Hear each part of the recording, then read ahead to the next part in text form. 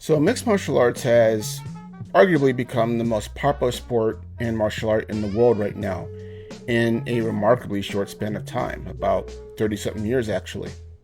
And it is often credited that it was the brainchild of one Bruce Lee. We all know who he is as the originator of his fighting style and philosophical concept of Jeet Kune Do, which he developed and took from his experience with other martial artists, street fighting in Hong Kong, and personal philosophical concepts that he had that had continued to evolve as he lived right up to the day that he actually died. So a few years ago, I was watching a YouTube video on silat, where the recorder was sparring / goofing around with a silat teacher.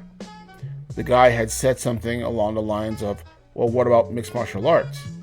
And the teacher laughed in reply, "We've been doing mixed martial arts for years." To me, the implication seemingly felt that silat, or maybe perhaps the silat that he taught, since there are many variations of it, had been doing the blending of other styles long before Bruce Lee even developed Jeet Kune Do, much less before he was born. I'm going to be honest here. At one point in time, I was a hardcore fundamentalist about GKD. Thought it was the best in the world because of how it focused on having no limitations or constraints. And what's more, I have fought other fighters and had beaten most of them with its concepts.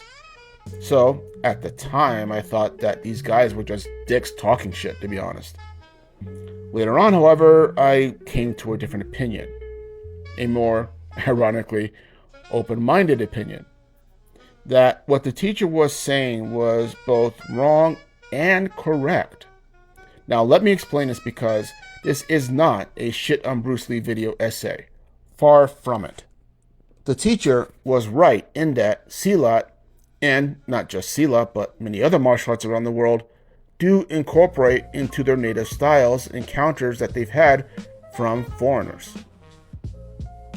Silat itself was developed as it was in the cultural hub of Indonesia from all over Asia, such as India, Malaysia, Japan, Thailand, you name it. Kenjutsu was heavily influenced from the Mongol invasions when the samurai warriors at that time encountered these new warriors who didn't give a shit about ritual and tradition, despite the fact that both were honestly equally violent. The fact was the Mongols just played by different rules, and it took the samurai a while to adapt to that. And it's said that even the katana was developed from that experience. Saber fighting in Eastern Europe was also heavily influenced by battles with the Turks and Mongols with their scimitars and killik curved blades. And modern MMA is heavily influenced by Muay Thai, several grappling styles, and the Brazilian variant of Japanese Jiu-Jitsu. The list goes on, and that's not just about who developed it first. Because, surprise, it doesn't matter. It's human nature to combine new elements together and have it work for people's own preferences or needs. Despite the fact that many cultures and their individual practices like to try and quote-unquote protect the purity of their identities and styles, the truth of the matter was that they were already influenced in those styles from the beginning. It's just human nature. Now, all that being said, Bruce Lee is the first to introduce mixed martial arts into the world, the modern world. Now let me explain. By the 1950s and 60s, martial arts was a term that was relegated to Asian fighting styles, and even then it was something that was very fringe.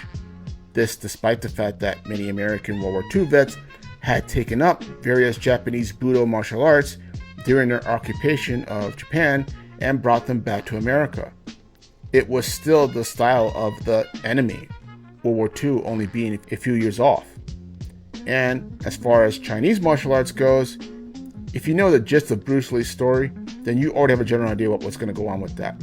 Put simply, it was not taught to outsiders by most teachers. Now enter Bruce Lee. Not only does he break the tradition of not teaching Chinese secret forms to foreigners, let alone foreigners who had oppressed him for decades, not only does he then marry a foreign woman, but then develops a martial art that dilutes the pure Chinese boxing by bringing in foreign elements like Western boxing, French savate, itself a 19th century mixed martial art by the way, Olympic fencing and Chinese Wing Chun into his own system.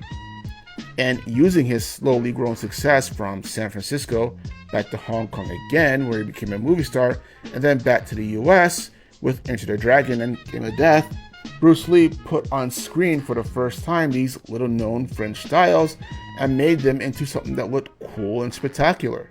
And though it didn't take off immediately really until its current status 50 years from 1975, the seed had been planted for others to water, even if quietly.